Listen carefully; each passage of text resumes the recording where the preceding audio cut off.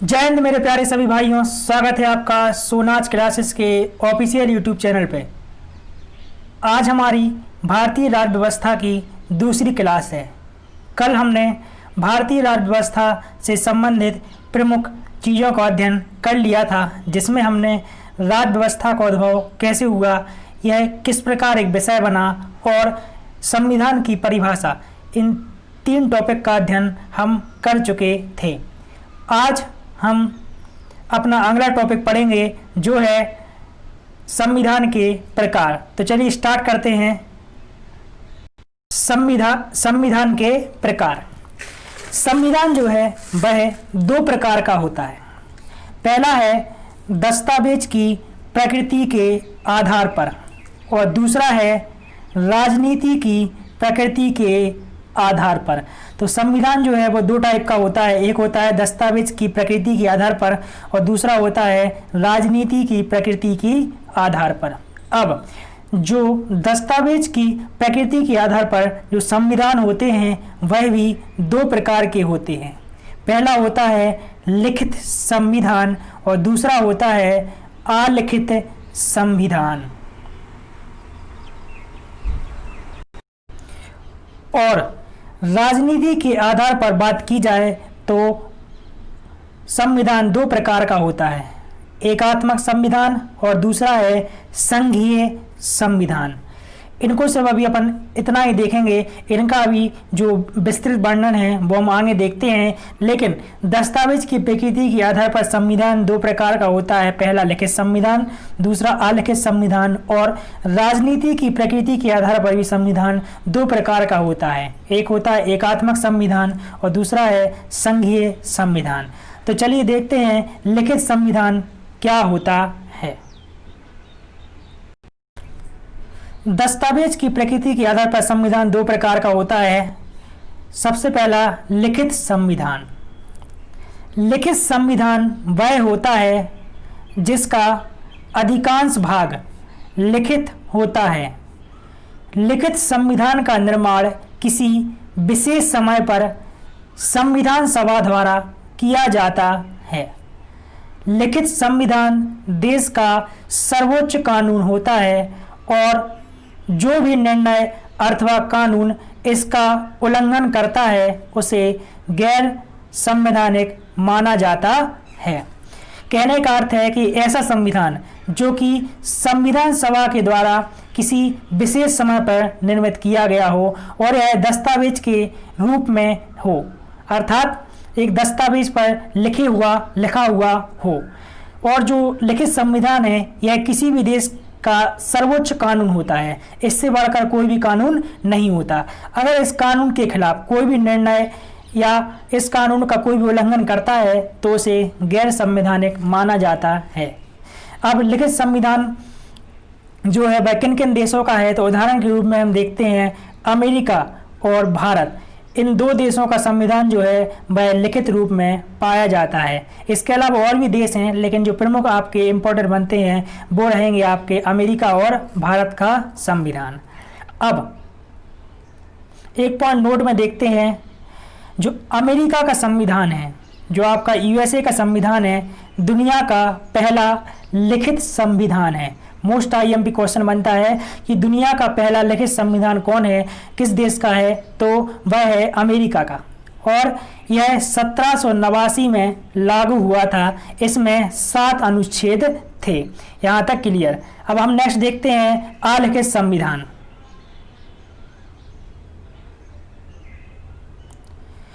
अलिखित संविधान वह संविधान है जिसे लेखबद्ध ना किया गया हो, अर्थात संविधान लिखित रूप से मौजूद ना हो। इसमें आप अंडरलाइन करेंगे सिर्फ लिखित रूप से मौजूद ना हो, अर्थात इसको किसी भी दस्तावेज पर नहीं लिखा जाता है। अलिखित संविधान के कुछ हिस्से या भाग लिखित रूप में मौजूद होते हैं। जो अलिखित संविधान होता है इसके कुछ हिस्से या भाग जो हैं वह लिखित रूप में मौजूद होते हैं, परंतु सभी नहीं। अलिखित होने के कारण यह संविधान निरंतर बदलता रहता है। चलिए इसको समझते हैं। जो ये संविधान है इसके कुछ जो बातें हैं, जो संविधान है, आलिखित संविधान, इसमें जो कुछ कुछ मुख्य बातें होती हैं, उन मुख्य बातों को ही दस्तावेजों पर लिखा जाता है। इसके अलावा जो अन्य बातें होती हैं उनको दस्तावेजों पर नहीं लिखा जाता। और जब भी इन मुख्य बातों से संबंधित कोई भी विषय जब इन देशों की संसद के सामने पेश किया जाता है तो इन देशों की संसद निरंतर उन जो मुख्य बातें हैं उनमें निरंतर बदलाव कर सकती हैं और उसी के आधार पर अपना नया कानून बनाती हैं। तो देखा जाए आपका ब्रिटेन, कनाडा, इजराइल, न्यूजीलैंड और सऊदी अरब इन देशों का संविधान जो है वह आलिखित रूप से मौजूद है, अर्थात इनको दस्तावेज पर नहीं लिखा गया और जब भी ज़रूरत पड़ती है तो इनको इनमें निरंतर परिवर्तन किया जा सकता है इन देशों की संसद द्वारा। ठीक है, यहाँ तक आपका क्लियर है लिखित संविधान और आलिखित संविधान। इसके अलावा आलिखित संविधान जो होता है वह इसमें रीति रिवाजों, उपयोगों और परंपराओं के कारण भी शामिल होते हैं, क्योंकि किसी देश की अलग अलग परंपराएं होती हैं तो उनके आधार पर ही उसमें परिवर्तन किए जा सकते हैं। अब हमारा दूसरा प्रकार बनता है राजनीति के आधार पर। तो हम देखते हैं राजनीति के आधार पर भी संविधान दो प्रकार का होता है। पहला होता है एकात्मक संविधान। अब एकात्मक संविधान क्या होता है इसको देखते हैं। तो एकात्मक संविधान ऐसा संविधान होता है जिसमें सारा का सारा शासन एक स्तरीय होता है, अर्थात केवल केंद्र सरकार सर्वस्व होती है। इसमें मतलब जो एकात्मक संविधान है उससे अर्थ है कि किसी भी देश में केवल केंद्र सरकार ही सर्वस्व होती है, वहाँ पर कोई भी अन्य सरकारें नहीं पाई जाती। तो एकात्मक संविधान में उदाहरण की बात करें तो ब्रिटेन और फ्रांस, इन देशों का जो संविधान है वह एकात्मक संविधान है और यहाँ पर केवल केंद्र सरकार ही होती है और यहाँ पर जितने भी निर्णय किए जाते हैं वह केवल केंद्र सरकार के आधार पर ही किए जाते हैं। और दूसरा है संघीय संविधान। इसको अपन इंग्लिश में बोलते हैं फेडरल कॉन्स्टिट्यूशन। इसमें देखते हैं इसमें शक्तियों का विकेंद्रीकरण होता है, अर्थात इसमें जो पावर्स होती हैं उनका डिसेंट्रलाइजेशन होता है, अर्थात इसमें जो शासन है वह केंद्र, राज्य और स्थानीय स्तर पर किया जाता है। जैसे हमारे यहाँ भारत में व्यवस्था है, सबसे ऊपर रहती है केंद्र सरकार, उसके द्वितीय क्रम पर रहती है राज्य सरकारें और राज्य सरकारों के तीसरे क्रम में रहती हैं आपकी शासन का जो तीसरा क्रम होता है उसमें रहती है स्थानीय नगर पालिकाएं, नगर निगम, ग्राम पंचायतें, नगर पंचायतें, ये सब। तो इस प्रकार हमारे इंडिया में देखा जाए 3 प्रकार की सरकारें हैं, एक केंद्र सरकार, दूसरी राज्य सरकार और तीसरी स्थानीय स्तर की सरकारें। तो इस प्रकार की व्यवस्था होती है वह संघीय संविधान के अंतर्गत आती है। अब उदाहरण देखेंगे हम। इसका जो उदाहरण है अमेरिका, कनाडा, ऑस्ट्रेलिया, इन देशों के संविधान जो हैं वह संघीय संविधान हैं। यह संघ सरकार और राज्य सरकार के बीच सत्ता साझा करता है। तो संघीय संविधान है यह जो संघ सरकार अर्थात केंद्र सरकार और जो राज्य सरकार है इनके बीच सत्ता का क्या करता है, साझा करता है और उनके बीच सत्ता का सामंजस्य स्थापित करता है। अब कुछ पॉइंट अपन नोट में देखेंगे। सबसे पहला, अनुच्छेद के आधार पर सबसे बड़ा संविधान। बहुत ही आईएमपी बनता है कि अनुच्छेदों के आधार पर सबसे बड़ा संविधान, पूरे विश्व की बात की गई है तो अनुच्छेदों के आधार पर, आर्टिकल्स के बेस पर सबसे बड़ा संविधान जो है वह है भारत देश का, क्योंकि इसके जो आपका जो मूल संविधान है भारत का, इसमें 395 अनुच्छेद थे। अब मूल संविधान की बात कीजिए, वर्तमान में जो है आर्टिकल की संख्या लगभग 450 हो चुकी है। अब बात की जाए अगला पॉइंट, विश्व का सबसे बड़ा संविधान। पूरे विश्व के सबसे बड़े संविधान की बात की गई है, किस देश का है तो वह है भारत का। भारत का संविधान जो है विश्व का सबसे बड़ा संविधान है। और यह किस प्रकार का संविधान है तो यह लिखित संविधान है, लिखित संविधान है। नेक्स्ट, शब्दों की संख्या के आधार पर सबसे बड़ा संविधान। मोस्ट आईएमपी बनता है कि शब्दों की संख्या के आधार पर विश्व का सबसे बड़ा संविधान, तो वह है भारत का, जिसमें लगभग 1.5 लाख शब्द लिखे गए हैं। अर्थात जो दस्तावेज है हमारा संविधान की जो किताब है उसमें लगभग 1.5 लाख शब्द लिखे गए हैं। अब नेक्स्ट पॉइंट, विश्व का सबसे छोटा संविधान। तो विश्व का सबसे छोटा संविधान जो है वह है अमेरिका का संविधान। किसका है? अमेरिका का संविधान, और इसमें 7 अनुच्छेद हैं। किसके आधार पर है विश्व का सबसे छोटा संविधान? अनुच्छेद के आधार पर है अमेरिका, जिसमें 7 अनुच्छेद हैं। दूसरा है शब्दों की संख्या के आधार पर सबसे छोटा संविधान। तो विश्व का सबसे छोटा संविधान शब्दों की संख्या के आधार पर वो है मोनाको। किस देश का है? मोनाको देश का है, जिसमें 3814 शब्द लिखे गए हैं। बहुत ही आईएमपी बनता है कि विश्व का सबसे छोटा संविधान शब्दों के आधार पर वो है मोनाको देश का, जिसमें 3814 शब्द लिखे गए हैं। नेक्स्ट पॉइंट है, ये भी आईएमपी बनता है, विश्व का नवीनतम संविधान। विश्व का नवीनतम संविधान पूछा गया है कि जो वर्ल्ड है, विश्व है, इसका नवीनतम संविधान किस देश का है? तो इसका उत्तर बनेगा आपका नेपाल। नेपाल जो है इसका संविधान बिल्कुल नया है, जो कि 20 सितंबर 2015 को लागू किया गया है। तो अगर क्वेश्चन पूछा जाए कि विश्व का सबसे नवीनतम संविधान या किस देश का संविधान विश्व का सबसे नवीनतम संविधान है, तो उसका उत्तर बनेगा आपका नेपाल, जो कि 20 सितंबर 2015 को लागू हुआ। नेक्स्ट पॉइंट, मोनाको दुनिया का दूसरा सबसे छोटा देश है। तो दुनिया का दूसरा सबसे छोटा देश कौन सा है आपका? तो वो है आपका मोनाको। और पहले देश की बात की जाए तो वो है आपका बैटिंगटन सिटी, जो कि यूरोप में स्थित है। बैटिंगटन सिटी यह विश्व का या दुनिया का सबसे छोटा शहर है, और दूसरे नंबर पे आता है मोनाको। यहाँ तक आपका क्लियर है। अब हमें देखना है हमारा अगला टॉपिक, भारत का संवैधानिक इतिहास। जो भारत है इसका संविधान का निर्माण कैसे हुआ, कि कौन कौन सी परेशानियों का सामना करना पड़ा, कौन कौन से जो आपके कानून हैं वो लाए गए, इनके बारे में हम देखते हैं। तो हमारा नेक्स्ट टॉपिक है हेरेन डायरी कॉपी में भारत का संवैधानिक इतिहास। और वीडियो अच्छा लग रहा हो तो इसको लाइक, कमेंट और शेयर कीजिए और चैनल को सब्सक्राइब कीजिए।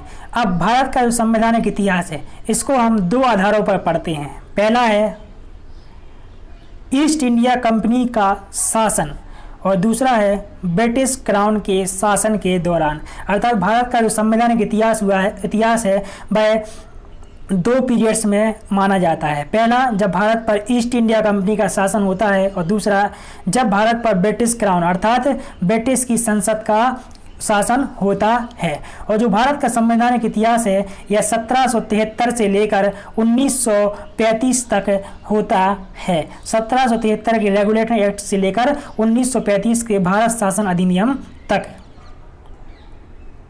देखते हैं। तो हम देखते हैं ईस्ट इंडिया कंपनी के अंतर्गत बनाए गए कानून। जब भारत पर ईस्ट इंडिया कंपनी का शासन होता है तब उस समय कौन कौन से कानून बनाए जाते हैं, तो हम देखते हैं। सबसे पहले 1600 ईस्वी का राजलेख या चार्टर। तो 1600 ईस्वी में क्या होता है कि एक राजलेख या चार्टर पेश किया जाता है। अब चार्टर शब्द का अर्थ क्या होता है इसको हम समझते हैं। चार्टर या राजलेख इसका अर्थ क्या होता है, तो हम देखते हैं। चार्टर या राजलेख का अर्थ होता है राज परिवार द्वारा हस्ताक्षरित लेख। जो आपका राज परिवार है, जैसे माना कि आपका ब्रिटेन है, ब्रिटेन में राजा रानी का शासन होता है, तो वो एक राज परिवार है। उस राज परिवार के द्वारा जो दस्तावेज पर हस्ताक्षर किए जाते हैं, तो उस हस्ताक्षरित लेख को या अधिकार पत्र को चार्टर कहा जाता है या राजलेख कहा जाता है। यह एक अधिकार पत्र होता है। तो पहला पॉइंट देखेंगे हम इसके अंतर्गत, भारत का संवैधानिक इतिहास ईस्ट इंडिया कंपनी की स्थापना के साथ प्रारंभ होता है। तो भारत का जो संवैधानिक इतिहास है वह भारत में ईस्ट इंडिया कंपनी की स्थापना के साथ प्रारंभ होता है। दूसरा पॉइंट, इस राजलेख के माध्यम से 31 दिसंबर 1600 को, कब की बात की गई है, 31 दिसंबर सन 1600 को ईस्ट इंडिया कंपनी की स्थापना की गई। मोस्ट आईएमपी कि भारत में ईस्ट इंडिया कंपनी की स्थापना कब की गई, तो 31 दिसंबर 1600 को की गई। नेक्स्ट पॉइंट, इस कंपनी को पूर्वी देशों से 15 वर्षों तक व्यापार करने का अधिकार प्रदान किया गया। ये बहुत आईएमपी बनता है कि जो आपकी ईस्ट इंडिया कंपनी है, इसको जो आपके पूर्वी देश हैं, उन पूर्वी देशों से 15 वर्षों तक व्यापार करने का अधिकार प्रदान किया गया। ये सारे के सारे पॉइंट आप अपनी कॉपी में नोट करते जाइए। बहुत ही मुख्य बिंदु जो हैं आपको हम बताते जा रहे हैं। अब बात की जाए जो ईस्ट इंडिया कंपनी है, इसका निर्माण किसके द्वारा किया गया था, तो इसका निर्माण 2 भाइयों के द्वारा किया गया था। वो थे जॉन वाट और जॉर्ज वाइट। इन 2 व्यक्तियों के द्वारा ईस्ट इंडिया कंपनी की स्थापना की गई थी। और जब कंपनी की स्थापना होती है तो उसकी आधिकारिक संपत्ति, जो उसकी ऑफिशियल प्रॉपर्टी है, वो थी 30,133 पौंड। कितनी थी, 30,133 पौंड। पौंड इसलिए क्योंकि जो आपकी ब्रिटेन है, लंदन है, इसकी जो करेंसी होती है वह पौंड होती है। तो आधिकारिक संपत्ति थी 30,133 पौंड। और कंपनी में जो भागीदार सदस्य थे वो थे 217। मतलब जो जब कंपनी की स्थापना हुई तो इसमें 217 पार्टनर थे। बहुत ही आईएमपी बनता है, क्वेश्चन पूछ सकते हैं कि जब ईस्ट इंडिया कंपनी की स्थापना होती है तो उस समय इसमें साझेदारों की संख्या कितनी होती है, तो इसका उत्तर बनेगा आपका 217। अब कंपनी की प्रशासनिक व्यवस्था की बात की जाए कि इसमें जो प्रशासन था वह किस स्तर का था, तो इसमें एक गवर्नर हुआ करता था। कौन हुआ करता था, एक गवर्नर हुआ करता था जो कि मुख्य अधिकारी हुआ करता था। दूसरा हुआ करता था एक उप गवर्नर जो कि गवर्नर की सहायता करता था।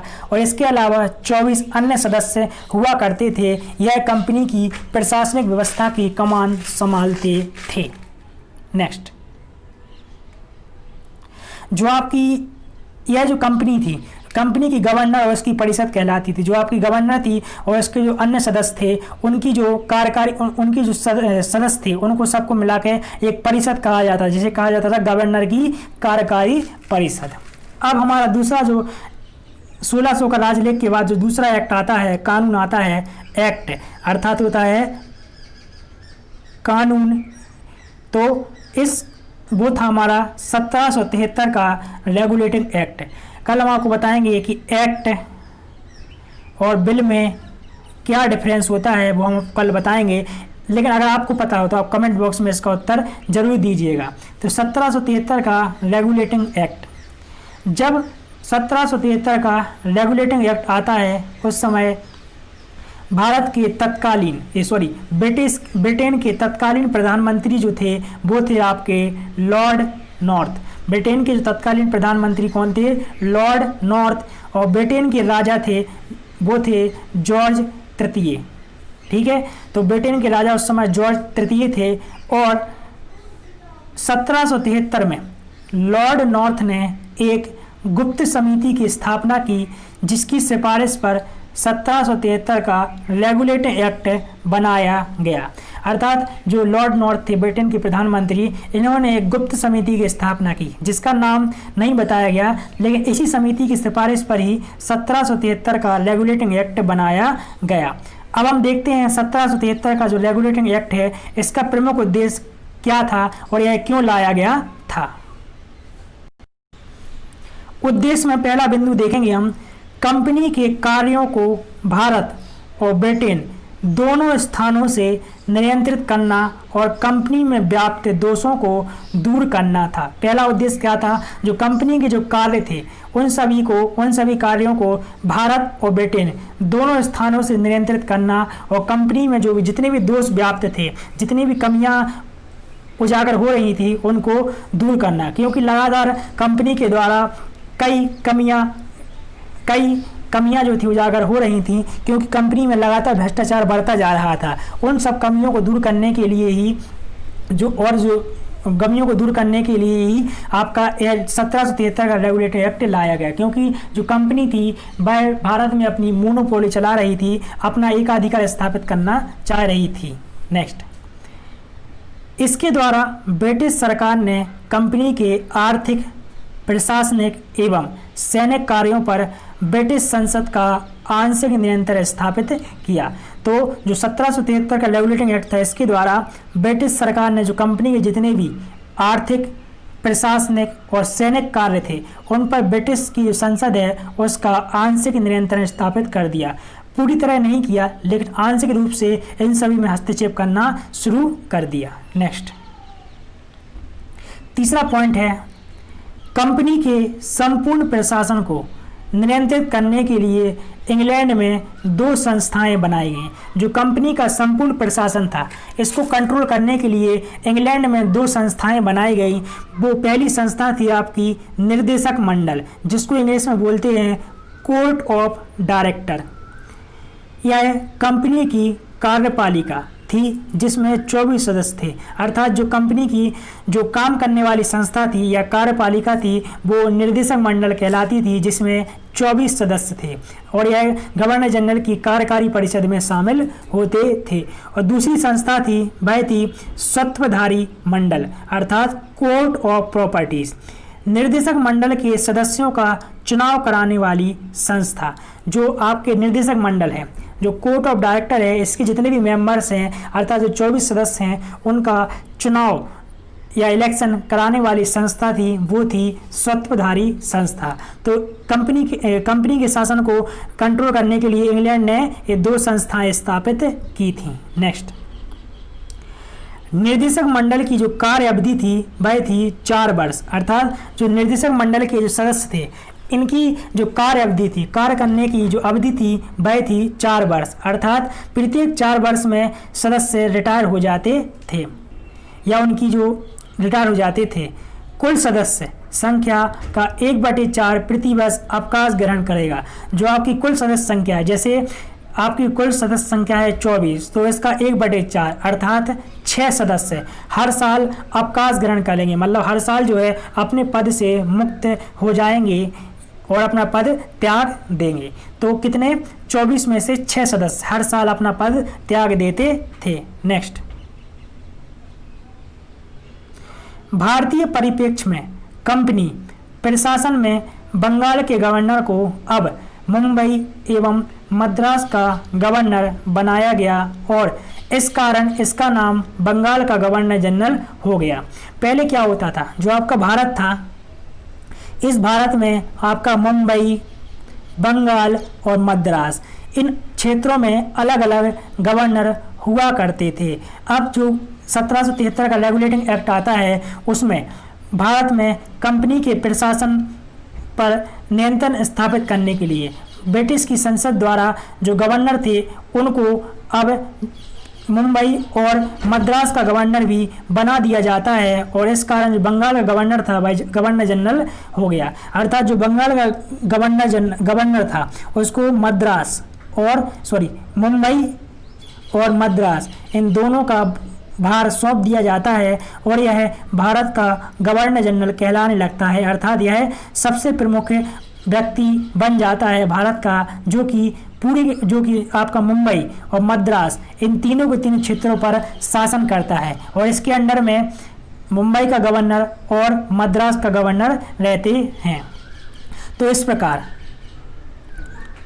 बंगाल का प्रथम गवर्नर जनरल की बात की जाए, मोस्ट आईएमपी क्वेश्चन कई बार परीक्षाओं में पूछा जा चुका है कि बंगाल का प्रथम गवर्नर जनरल कौन था, तो वो था आपका वॉरेन हेस्टिंग्स। यह बंगाल का प्रथम गवर्नर जनरल बना।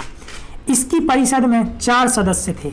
इसकी जो परिषद थी इसमें 4 सदस्य थे जो कि इस प्रकार हैं। पहला था फिलिप फ्रांसिस, दूसरा था क्लेवरिंग, तीसरा था मानसन और चौथा था बोरबील। तो ये 4 सदस्य जो थे इसकी कार्यकारी परिषद में थे। नेक्स्ट पॉइंट, इस अधिनियम के अधीन 1774 में कोलकाता में सर्वोच्च न्यायालय की स्थापना की गई, जिसके प्रथम न्यायाधीश एलिजा इम्पे और चैम्बर्स, लेमिस्टर और हाइड इसके 3 अन्य न्यायाधीश थे। इसको समझते हैं कि जो आपका 1773 का रेगुलेटिंग एक्ट था, इसके अंतर्गत 1774 में कोलकाता में एक सर्वोच्च न्यायालय की स्थापना की गई, जिसके प्रथम न्यायाधीश एलिजा एम्पे को बनाया गया।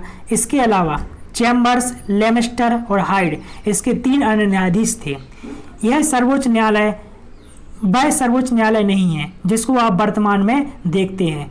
यह एक अलग से एक कोर्ट स्थापित किया गया था, जिसमें आपके जो भारत में जो मामले हो रहे थे, भारत में जो केस आते थे, उनका निपटारा किया जाता था। अर्थात जो हम वर्तमान में जो सुप्रीम कोर्ट देखते हैं, जो सर्वोच्च न्यायालय देखते हैं, जिसकी स्थापना 1935 में की गई थी, तो यह वह सर्वोच्च न्यायालय नहीं है। यह एक अभिलेख न्यायालय हुआ करता था, कोर्ट ऑफ रिकॉर्ड हुआ करता था। ठीक है, तो यह सर्वोच्च न्यायालय वर्तमान में स्थित सर्वोच्च न्यायालय नहीं है, इसको याद रखना। यह अभिलेख न्यायालय था। यह एक कैसा न्यायालय था? अभिलेख, अर्थात कोर्ट ऑफ रिकॉर्ड। यह एक अभिलेख न्यायालय था, जिसके निर्णय के खिलाफ अपील इंग्लैंड स्थित प्रीवी काउंसिल, यह आपका है प्रीवी काउंसिल में की जा सकती थी। अर्थात अगर इस न्यायालय से कोई भी व्यक्ति संतुष्ट नहीं होता है, तो उसके निर्णय के खिलाफ जो अपील थी वह इंग्लैंड में स्थित प्रीवी काउंसिल में की जा सकती थी। नेक्स्ट, अब अगला पॉइंट देखते हैं। इस अधिनियम के द्वारा कंपनी के कर्मचारियों को बिना लाइसेंस प्राप्त किए व्यापार के लिए प्रतिबंध लगा दिया गया। अर्थात 1773 का जो रेगुलेटिंग एक्ट था, इसमें जो कंपनी के कर्मचारी थे, इनको बिना लाइसेंस लिए व्यापार पर प्रतिबंध लगा दिया। अर्थात जब तक ये लाइसेंस नहीं लेंगे, इनको भारत में व्यापार करने की अनुमति नहीं दी जाएगी। अर्थात इनको व्यापार करने के लिए भारत में लाइसेंस की आवश्यकता पड़ेगी। यह इस अधिनियम में प्रावधान किया गया। नेक्स्ट, 20 वर्षों तक कंपनी को एकाधिकार दिया गया। अर्थात जो आपकी ईस्ट इंडिया कंपनी थी, इसको 20 सालों तक कंपनी का एकाधिकार दिया गया। अर्थात व्यापार और प्रशासन करने के लिए कंपनी की जो आपकी जो लाइफ थी, उसको 20 साल और बढ़ा दिया गया।